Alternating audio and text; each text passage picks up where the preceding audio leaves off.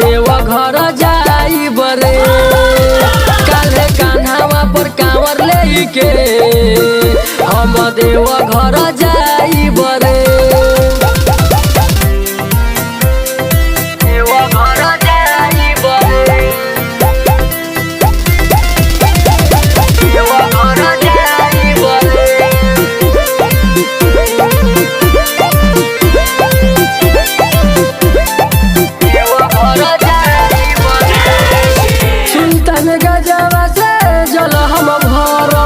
सुइया पहाड़ के चढ़ाई हम चढ़म पहाड़ के चढ़ाई हम चढ़म। भोला जी के मंदिर बा बड़ी दूर हो मन में बसारा था तो जाइब हम जरूर हो मन में बसारा था तो जाइब हम जरूर। शिव महिमा गाई बरे जयकारा लगाई बरे काल्हे कान्हावा पर कांवर लेके हम देव घर जाई बरे काल्हे कान्हावा पर कांवर लेके हम बाबा धाम जाई बरे।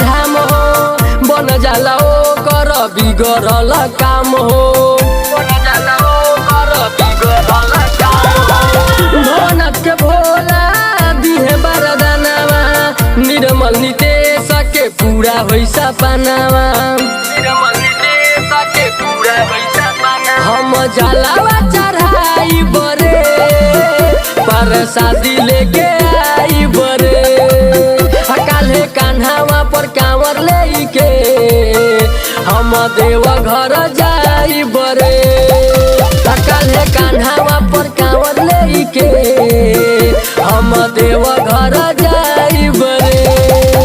Mix by rebel studio Aloni Garkha.